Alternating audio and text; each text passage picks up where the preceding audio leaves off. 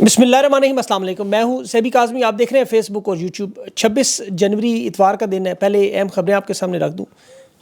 Regime change کی جو سب سے بڑا کردار ہے، اس کی بالآخر رخصتی سائفر لکھنے والا اپنے انجام کو پہنچ چکا ہے۔ نون لیگ کی حکومت چھوڑنے کی آفر ہے، لیکن اقتدار کا سورج غروب ہونے سے پہلے کیا کیا معاملات ہیں۔ اسٹیبلشمنٹ کی عمران خان سے ایک دفعہ پھر خاموش رہنے کی اپیل، خان کا زبردست جواب۔ چیف کی تبدیلی پر عمران خان کا پلان، اپوزیشن رہنماؤں سے نام بھی طلب کیے گئے۔ سپریم کورٹ کی لڑائی میں اب اونٹ کس کروٹ بیٹھے گا، محفوظ فیصلہ کا لانا ہے۔ اور خان کا ٹی وی اور اخبار ایک عرصے کے بعد دوبارہ جو بحال ہوئے۔ 8 فروری کو عمران خان کی احتجاجی کال کا اعلان بھی۔ محسن نقوی امریکہ میں چین مخالف تقریب میں شرکت پر رد عمل بھی آ گیا۔ اور پیکا ایکٹ کے تحت تحریک انصاف کے جو کارکنوں کے خلاف انتقامی کارروائی ہو رہی، وہ بتاتا ہوں میں آپ کو۔ عسکری بینک کا نیا چیف ایگزیکٹو ریٹائرڈ جنرل نہیں لگایا گیا۔ سوشل میڈیا پر سوالات کی بھرمار۔ سربیا میں لاکھوں لوگ سامنے آئے اور رچرڈ گرنیل کا ایک نیا بیان، پاکستان میں تبدیلی کیسے ہو، طریقہ بھی بتا دیا۔ تفصیل سے بات کرتے ہیں۔ اس وقت سب کے ذہنوں میں سوال ہے کہ ڈونلڈ ٹرمپ کی حکومت کے آئے ہوئے 6 دن ہوئے ہیں، کیا اسٹیبلشمنٹ معاملات کو ٹھیک کرنے کے لیے تیار ہے؟ کیا ان کے اوپر دباؤ امریکہ کی طرف سے آ رہا ہے؟ کیا امریکہ عمران خان کی رہائی کے لیے ڈونلڈ ٹرمپ کی جو کاوش ہے، ان سے ہی معاملات حل کرنے کا ایک واحد طریقہ، یا کوئی اور بھی راستہ ہوگا؟ آپ کسی شادی میں جائیں، کسی محفل میں جائیں، اوورسیز پاکستانیوں سے ملاقات کریں، بات چیت کریں، سب کے ذہنوں میں یہی سوال آتے ہیں۔ دوسری طرف جب آپ حکومت کے لوگوں سے بات کریں، اسٹیبلشمنٹ کے لوگوں سے بات کریں، تو انہیں صرف ایک ہی چیز کی تکلیف ہو رہی ہے۔ وہ بار بار یہی کہتے ہیں کہ آپ لوگ کیوں کہتے ہیں کہ خان ڈٹ کر کھڑا ہے، کیوں کہتے ہیں خان کا حوصلہ بلند ہے، کیوں کہتے ہیں خان جلد رہا ہوگا، کیوں کہتے ہیں خان ڈیل کرنے پر تیار نہیں، کیوں کہتے ہیں حکومت کا سورج غروب، یہ کیوں ایسی باتیں کرتے ہیں، ہمیں تکلیف دیتے ہیں۔ ظاہر ہے ان کی تکلیف سے پاکستانیوں کو راحت ہوتی ہے۔ یہ ناجائز فارم 47 کی کمزور ترین حکومت ہے، ظاہر ہے ان سب کو پتہ ہے آنے والا دور خان کا ہے، تحریک انصاف کا ہے، اور یہ تکلیف انہیں اسی وجہ سے ہے کہ یہ تمام باتوں کو فیک نیوز قرار دیتے ہیں۔ خان ڈاٹ کے کھڑا ہے، ان کے لیے فیک نیوز ہے۔ یہ پیکا کے مقدمات جو اس وقت بنائے جا رہے ہیں، ابھی تک خود انہیں نہیں پتہ کس طرح استعمال کرنے ہیں۔ پاک پتن میں ابھی دیکھیں، تحریک انصاف کے ورکرز کے خلاف انہوں نے پیکا کے تحت پنجاب حکومت نے جو پرچہ کیا، پرچہ تو کر دیا، اب انہیں یہ نہیں پتہ ریمانڈ کے لیے کہاں لے کے جائیں، انہیں مقامی عدالت میں لے کے جائیں، خصوصی عدالت میں لے کے جائیں، FIA کی عدالت میں لے کے جائیں، انسداد دہشت گردی میں، کہاں؟ سب عدالتیں کہہ رہی ہیں تو ہمارا کیس ہی نہیں۔ اب وجہ صرف اور صرف یہ ہے کہ تکلیف یہ ہے کہ کیوں کہتے ہو یہ سب کچھ، یہ سب ہونا ہے، یہ اللہ کی قدرت کا اصول ہے۔ ظالم اور جابر حکومت کا دور مظلوم کے لیے صبر اور انتظار کا وقت ہوتا ہے، یہ بڑا مشکل اور کٹھن ہوتا ہے۔ تاریخ کو آیا، آپ انسانیت کی تاریخ اٹھا کے دیکھیں، ظالم کبھی ہمیشہ نہیں رہا۔ قرآن پاک میں اللہ نے کہا ہے، بے شک اللہ ظالموں کے اعمال سے بے خبر نہیں ہے، وہ بلکہ اس دن کے لیے انہیں مہلت دیتا ہے جس دن ان کی آنکھیں پھٹی کی پھٹی رہ جائیں گی۔ یہ سورہ ابراہیم کی آیت نمبر 45 ہے، پڑھیں ذرا۔ تو یہ جو دیر ہوتی ہے، صبر کرنا، انتظار کرنا، یہ بڑا مشکل وقت ہے بلا شبہ، لیکن اسی لیے ظالم کی چیخیں بھی نکلتی ہیں، کیونکہ ہر آزمائش میں اللہ نے خیر چھپائی ہوتی ہے۔ یہ آزمائش اور مشکل وقت انسان کو اللہ کے قریب کرتا ہے۔ دیکھیں نا، یہ ساری مشکلات نہ آتی تو آپ کو بلوچستان کے لوگوں کا پتہ ہی نہیں چلنا تھا کبھی۔ جو کچھ بنگلہ دیش میں آپ نے تسلیم ہی نہیں کرنا تھا، آپ نے اس مطالعہ پاکستان کی کتاب سے نکلنا ہی نہیں تھا کبھی۔ تو یہ اللہ نے اسی لیے کہا، یہ جو مشکل وقت کے ساتھ آسانی کا وعدہ ہے، قرآن میں اللہ نے کہا کہ آپ نے کرنا صرف کیا ہے، اتحاد اور صبر۔ کیونکہ اللہ خود کہتا ہے سورہ بقرہ میں کہ میں صبر کرنے والوں کے ساتھ ہوں۔ دنیا کے بڑے بڑے ظالم آپ دیکھ لیں اٹھا کے، فرعون، نمرود، یزید، منگول حکومتیں، یہ سب ختم ہو چکی۔ یہ مقصد صرف آپ نے جد و جہد کرنی ہے، اور جب اللہ سے مدد مانگی جائے تو پھر غیر متوقع ذرائع سے مدد کرتا ہے۔ یہ جو لوگ کہتے ہیں ڈونلڈ ٹرمپ تو ایک ذریعہ ہے۔ اسلام میں مجھے یاد ہے، جب مکہ مکرمہ میں دیکھیں تاریخ پڑھیں، مسلمانوں پر مظالم حد سے بڑھ گئے تو رسول اکرم صلی اللہ علیہ وسلم صحابہ کو حبشہ جانے کا حکم، جو ایتھیوپیا اب، وہاں عیسائی بادشاہ تھا نجاشی۔ اسی طرح اندلس میں آپ دیکھ لیں تاریخ تھی، غیر مسلم اقوام کے ساتھ تعلقات قائم کیے گئے۔ سلطنت عثمانیہ نے یورپ میں مختلف عیسائی گروہوں کے ساتھ سیاسی اور فوجی اتحاد تک بنائے۔ تو اللہ نے جب اپنی مدد بھیجنی ہو تو وہ پھر کسی بھی ذریعے سے بھیج سکتا ہے، وہ چاہے مسلمان ہو، غیر مسلمان ہو، ٹرمپ ہو، پیوٹن ہو، کوئی بھی ہو۔ یہ اللہ نے خود قرآن میں کہا ہے، سورہ آل عمران میں اللہ نے کہا جسے چاہے، جہاں چاہے اور جس طرح چاہے مدد فراہم کرتا ہے، کیونکہ یہ اس کا وعدہ ہے۔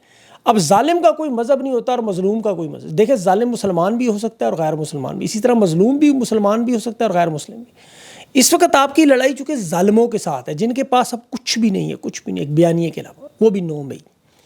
انہیں پاکستانیوں کی زندگی، مہنگائی، معیشت، کاروبار، امن و امان، جمہوریت، آئین قانون، معاشرہ، اسلامی روایات، ان تمام چیزوں کی کوئی پرواہ نہیں ہے۔ وہ صرف اور صرف اقتدار پر قبضہ اور اس پر زیادہ سے زیادہ عرصہ ٹکے رہنا۔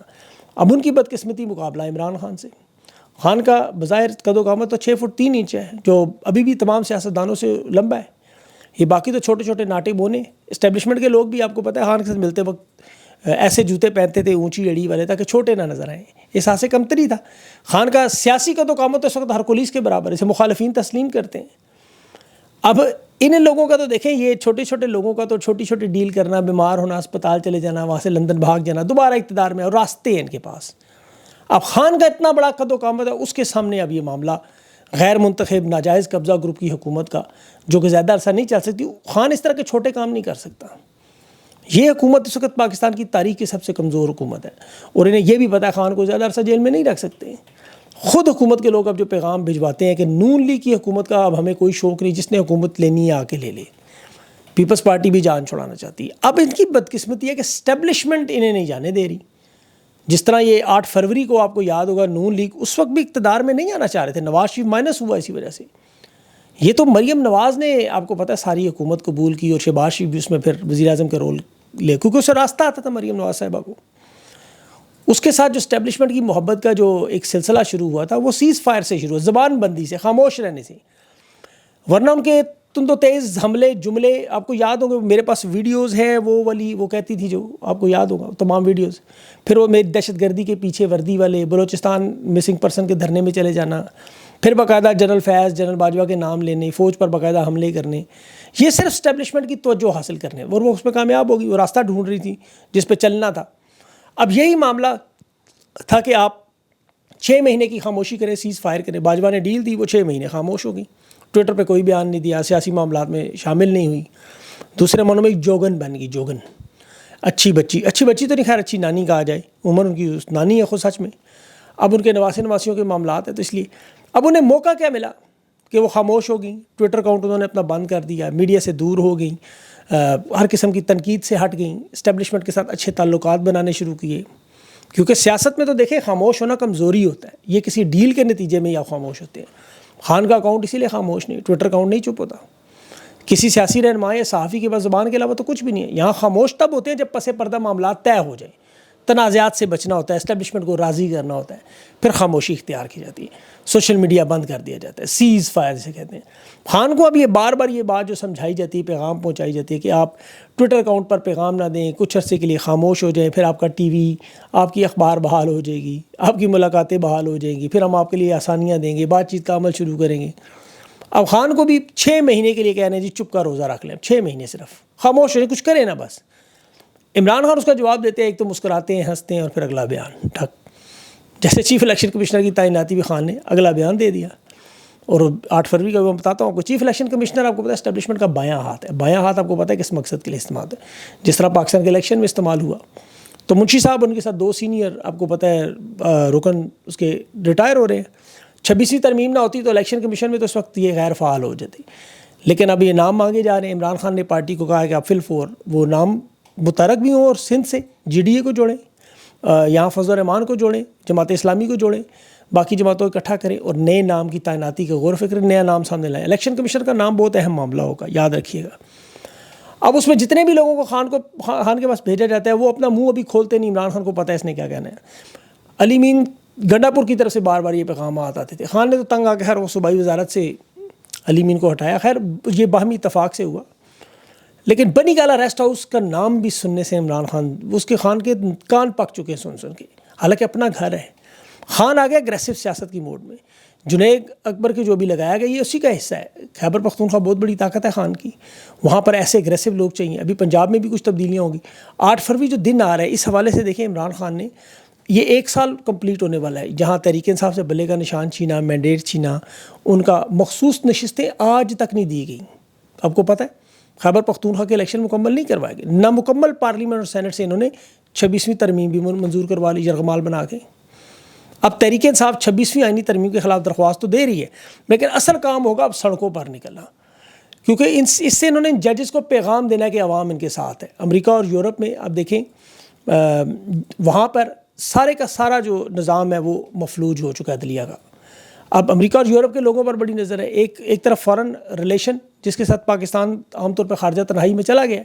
اب اس میں تحریک انصاف نے ایک تو آپ کو پتہ ہے ڈیولپمنٹ کی ہے، رؤوف حسن کی سربراہی میں کمیٹی بنائی، اس میں 5 نام سجاد برقی بھی ہیں، وہ بہت سارے اور لوگ بھی ہیں۔ اب اس میں 8 فروری کے حوالے سے عمران خان انٹرنیشنل دنیا کے ساتھ تحریک انصاف کے جو چیپٹرز ہیں انہیں اور پاکستان کی عوام کو متحرک ہونے کا پیغام دے رہے ہیں کہ جہاں جہاں پاکستانی موجود ہیں وہ 8 فروری کو یوم سیاہ کے طور پر منانے کے لیے مکمل تیاری کریں۔ برطانیہ میں، کینیڈا میں، آسٹریلیا میں، اسپین میں، اٹلی، یورپ، خاص طور پر امریکہ میں سفارت خانوں کے باہر یا جہاں بھی منتخب جگہ ہوگی وہاں پر بڑے پیمانے پر یوم سیاہ منایا جائے۔ اس میں جو امریکہ کا احتجاج ہوگا وہ بڑی اہمیت کا ہوگا۔ دیکھیں امریکہ کے احتجاج میں اگر یہ 50,000 سے 1 لاکھ لوگ بھی اکٹھے کر لیں حالات میں تو یہ بہت بڑا معاملہ ہوگا، کیونکہ اس پہ امریکہ میں جو موجود پاکستانی انہیں غور و فکر کرنا چاہیے، پاکستانی کمیونٹی کو موبلائز کرنا چاہیے، کیونکہ تمام شہروں میں اگر یہ لوگ اکٹھے ہو کر واشنگٹن تک ایک بڑا جلسہ کر لیتے ہیں جہاں انہیں روکنے کے لیے کوئی نہیں ہوگا، تو یہ پھر حکومت کے لیے، اس نظام کے لیے بہت بڑا دھچکا۔ دیکھیں یہ حالات اس طرح بدل رہے ہیں کہ اس وقت انہیں حمایت تو مل رہی ہے، اس میں 4 گنا اضافہ ہو جائے گا، کیونکہ رجیم چینج والے جتنے کردار تھے وہ سارے ختم ہو چکے ہیں۔ ڈونلڈ لو، اب ڈونلڈ لو جس نے سائفر لکھا تھا، ساؤتھ ایشیا کا انچارج بھی تھا، وہ کل اس کی کنفرمیشن آ گئی، ختم ہو گئی اس کی اقتدار بھی۔ تو اب مخالفت میں ان کے کوئی ایسے لوگ رہے نہیں ہیں۔ اب جن سے دیکھیں محسن نقوی ملا، جن کے بارے میں نون لیگ کے لوگ پروپیگنڈا بھی کرتے رہے، جو ولسن ہے، خان کی رہائی کی اس نے بات کی، تو کہ دیکھیں جی یہ تو اسرائیل کی حمایت بھی کر رہا ہے، ایران کو بھی قبضے کا کہہ رہا ہے، مارکو روبیو کے بارے میں بھی، یہ بالکل ہیں وہ پاکستان کے اگر عمران خان کی حمایت کر رہے ہیں، باقی ان کی اپنے ایجنڈا اپنی جگہ قائم ہے۔ لیکن سوال یہ کہ وزیر داخلہ ہونے کے ناطے پھر یہ مل کیوں رہا تھا؟ اور نون لیگ کے لوگ یہ بھی بھول رہے ہیں کہ امریکہ اسرائیل کا جو سب سے بڑا سپورٹر ہے وہ سابق صدر بل کلنٹن ہے، جس نے نواز شریف کو ڈیل دلوائی۔ مشرف کے ساتھ معاملات میں بے نظیر بھٹو اور نواز شریف کے تعلقات کروانے والا بل کلنٹن جو اسرائیل کا سب سے بڑا حامی۔ پھر محسن نقوی کا یہ جو دورہ بری طرح ناکام ہوا، ایک تو چین کے ساتھ انہوں نے معاملہ خراب کیا، اس میں محسن نقوی اب برملا کہہ رہے تھے کہ یہ صرف اور صرف پاکستانی امریکنز کی وجہ سے ہوا۔ تو اس میں تو دیکھیں کوئی دو رائے نہیں کہ جہاں امریکہ میں جو کمیونٹی ہے، ڈاکٹرز ہیں، اوورسیز پاکستانی ہیں، وہاں وہ جو کانگریس کے لوگوں کو بریفنگ دیتے رہے، اس کا توڑ نکالنے کے لیے محسن نقوی کو بھیجا، جو کہ بیک فائر ہو گیا۔ محسن نقوی کی آپ کو پتہ ہے اس نے ہر کانگریس کے ہر بندے سے ملاقات کرنے کی کوشش کی، لیکن ابھی ایک اور بریفنگ آپ دیکھیں جو ٹیکسس ڈیلس میں ہوئی ہے ایف بی آئی کی مدد سے، جو کمیونٹی سیمینار تھا، اس میں بھی پاکستان کی جمہوریت اور احتساب کے معاملے میں وجاہت تھے، شہباز گل تھا، ڈاکٹر معید، ڈاکٹر عثمان، یہ سارے لوگوں نے جو بڑی تقاریر کی ہیں۔ یہ ان حالات میں جو جلسہ اگر ہو گیا تو یہ پھر وہاں انتظامیہ پر بہت بڑا دباؤ بنے گا۔ ٹرمپ انتظامیہ کو عمران خان کی مقبولیت کا اندازہ ہے، لیکن اس طرح اگر امریکہ میں لوگ نکل آئے تو ان کے موقف کو بڑی تقویت ہے۔ اس لیے یاد رکھیں اور یہ بھی ذہن میں رکھیں، دیکھیں پاکستان کا شمار ان ممالک میں ہوتا ہے جو نہ صرف معاشی اعتبار سے امریکہ پر انحصار کرتے ہیں، یعنی آئی ایم ایف کی امداد یا ورلڈ بینک کے قرضے، باقی ان کی دفاعی معاملات بھی سارے وہیں سے جڑتے ہیں، ہر چیز، ہر پالیسی۔ تو جو ممالک اس وقت امریکہ کی ان پالیسیوں پر نہیں چلیں گے، ظاہر ان کے لیے حالات مشکل ہوں گے۔ اور اس حکومت کی تو آپ کو پتہ ہے پہلے بھی ایک بہت بڑی پروفائل ڈونلڈ ٹرمپ کی مخالفت میں بنی ہوئی ہے، جو رچرڈ گرینل کی ٹویٹ سے شروع ہوئی تھی، جس کا انہوں نے بڑا مذاق اس وقت اڑایا تھا۔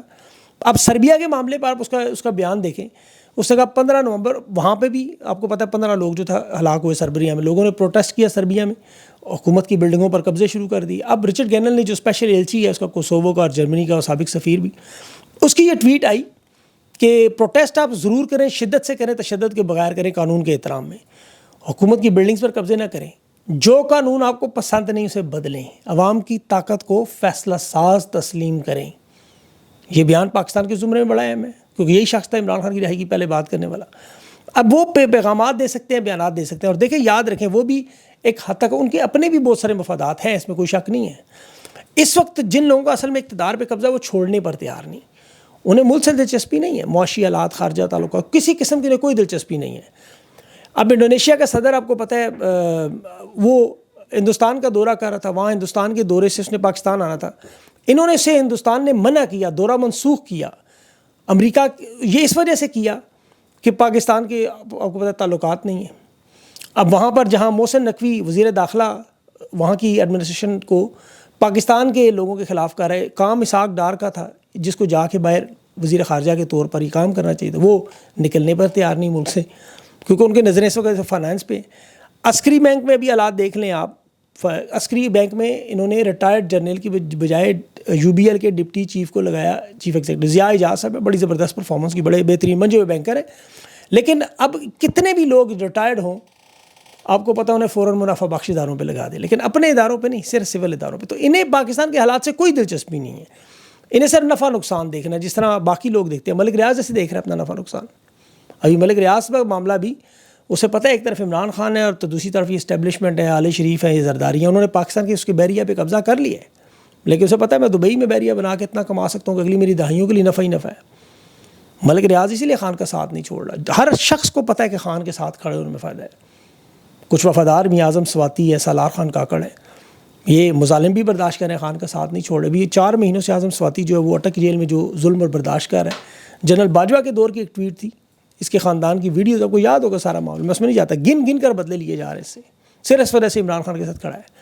تو تحریک انصاف نے بہرحال ایک بڑی اچھی بات بھی کی کہ یہ جو تحریک انصاف کے رہنما قیدیوں کے گھروں میں جا رہے ہیں، خدیجہ شاہ، بیرسٹر عمیر نیازی، یہ جا رہے ہیں جو ملٹری کی قید میں لوگ ہیں. بہت سارے لوگوں کے تو ہمیں نام بھی نہیں آپ کو پتہ ہے یاد رہتے، ان کے گھروں میں جا رہے ہیں، مالی امداد کر رہے ہیں. یہ بڑا اچھا کام انہیں کرنا چاہیے. اور عدلیہ کے حوالے سے بھی دیکھیں، آج عمران خان کی جو ابھی چیف جسٹس یحییٰ افریدی اور امین الدین خان کو لکھا ہوا خط ہے وہ بھی منظر عام پر آئے گا، ان کے بھی تمام مظالم اس میں ذکر آئے گا. تو پاکستان کے لوگ یہ ذہن میں رکھیں کہ انشاءاللہ دیکھیں یہ وقت ضرور ختم ہوگا. باقی ڈونلڈ ٹرمپ کے حوالے سے بہت ساری چیزیں پاکستان کے حوالے سے اچھی ہوں، لیکن ہو سکتا ہے فلسطین کے حوالے سے ہمیں پسند نہ آئے، ایران کے حوالے سے ہمیں پسند نہ آئے، یمن کے حوالے سے ہمیں پسند نہ آئے. تو وہ معاملات بھی چلیں گے ساتھ ساتھ، ہمیں صرف آنکھیں بند کر کے ایک ہی سائڈ پہ نہیں دیکھنا ہوگا. آگے بھی انشاءاللہ چیزیں آئیں گی، لیکن ابھی امید یہ ہے کہ ہم اس بڑی جنگ سے نکلیں. جس طرح آپ سرجری میں جب پڑے ہوں، آپ آئی سی یو میں پڑے ہوں، تو آپ کا پہلا کام ہوتا ہے کہ یہاں سے نکلیں. جب یہاں سے نکلیں گے تو پھر علاج کی طرف جائیں گے، پھر آپ ادویات کی طرف جائیں گے. تو ابھی تو اس وقت سرجری میں پڑے ہوئے ہیں، اس لیے سرجری کی فکر ہے کہ یہاں سے نکلیں تو پھر باقی معاملات کی طرف دھیان ہوگا. اللہ پاکستان پہ اپنا رحم و کرم کرے، دعا کیا کریں، ساتھ ساتھ دعاؤں سے حالات بدلتے ہیں. مجھے اگلے وقت کے لیے اجازت دیں. اللہ حافظ.